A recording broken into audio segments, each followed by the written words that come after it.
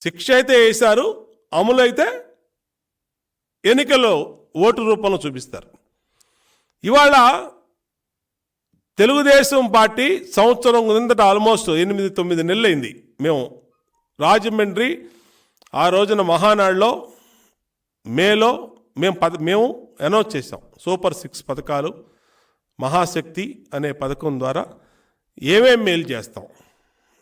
ఈ రాష్ట్రంలో జగన్మోహన్ రెడ్డి పరిపాలన వల్ల దెబ్బతిన్నటువంటి పేదవాళ్ళకి, ఆడవాళ్ళకి ఏ విధంగా తెలుగుదేశం పార్టీ అధికారంలోకి వచ్చి జనసేన తెలుగుదేశం పార్టీ రేపు మేలు చేయబోతుందని చెప్పాం. దాంట్లో 3 గ్యాస్ బండ్లు ఉచితంగా కానీ, మహిళలందరికీ ఉచితంగా బస్సు ప్రయాణం కానీ, అలాగే 18,000 రూపాయలు 15,000 రూపాయలు 18 సంవత్సరాలు నిండినటువంటి ప్రతి మహిళకి 18,000 రూపాయలు కానీ, పిల్లలు చదువుకునే వాళ్ళు ఎంతమంది ఉంటే అంతమందికి 15,000 రూపాయలు కానీ.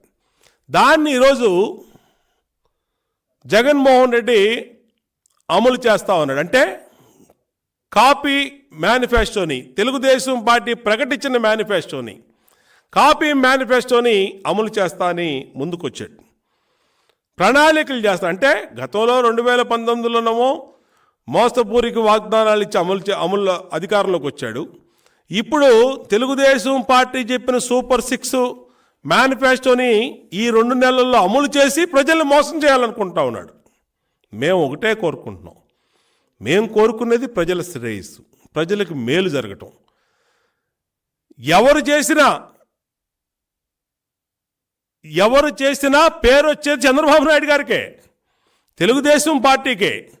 జనసేన తెలుగుదేశం ఉమ్మడి మేనిఫెస్టోలో పెట్టినటువంటి అంశాలకే ఇవాళ అమలు చేసే పరిస్థితికి వచ్చాడు జగన్మోహన్ రెడ్డి. అంటే ఓటమి భయంతో జగన్మోహన్ రెడ్డి తెలుగుదేశం ప్రకటించిన పథకాలు అమలు చేస్తానికి ముందుకొచ్చాడు. ఎందుకు చేయలేకపోయావు ఇప్పుడు వరకు?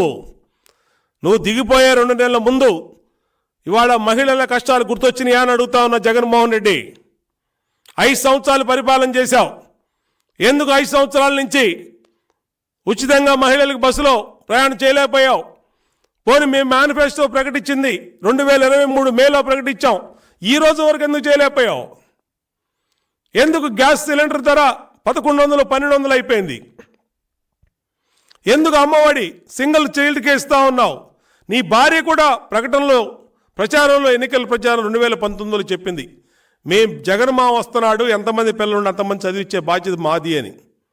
జగన్మామ అధికారంలోకి వచ్చినాక కంసమామ అయిపోయాడు. కాబట్టి ఓటమి భయంతో తెలుగుదేశం పార్టీ మేనిఫెస్టోని ఈ 2 నెలల్లో ఇచ్చి మళ్ళా ప్రజలు నమ్మించాలని చూస్తూ ఉన్నాడు. అది చెయ్యే పని కాదు. ఖచ్చితంగా ప్రజలు గమనిస్తూ ఉన్నారు. ఇవాళ మా సూపర్ 6 పథకాలు మేము ప్రకటించినాయి, మా నాయకుడు ప్రకటించినాయి, అన్నీ కూడా ప్రజల్లో కలిపోయినాయి. అది ఎవరు చేసినా చంద్రబాబు గారి దయతోనే మాకు వచ్చినాయి అనుకుంటారు. తెలుగుదేశం పార్టీ ప్రకటించడం వల్లే మాకు వచ్చినాయి అనుకుంటారు. కాబట్టి ప్రజలు జగన్ అనేవాడిని, వైఎస్ఆర్ కాంగ్రెస్ పార్టీని ఎన్ని మాటలు చెప్పినా 6-100 అయినా ఈ రాష్ట్రంలో ప్రజలు జగన్ని నమ్మరు. జగన్ మునిగిపోయే నావా ఆల్రెడీ తెలియట్లా, ఎప్పుడో దిగింది వీళ్ళకి బుల్లెట్, కొవ్వుతో ఉన్నారు కాబట్టి తెలియట్లా. ఎన్నికల్లో తెలుస్తుంది. ఖచ్చితంగా ఆ కొవ్వు మొత్తం కరిగిపోద్ది. పోలింగ్ రోజున మొత్తం తెలుస్తుంది. ఇవాళ పోటీ చేసే అభ్యర్థులు లేక వైఎస్ఆర్ కాంగ్రెస్ పార్టీకి చెందినటువంటి కార్యకర్తలే తాడేపల్లి మీద దాడి చేసే పరిస్థితి. వైఎస్ఆర్ కాంగ్రెస్ పార్టీ కార్యకర్తలే తాడేపల్లిలో పార్టీ ఆఫీస్ మీద దాడి చేసే పరిస్థితి కూడా మన కళ్ళతోనే మనం చూస్తాం. ఎక్కడికి పోదు. శ్రీలంకలో ఏం జరిగిందో తాడేపల్లిలో కూడా అదే జరుగుద్ది.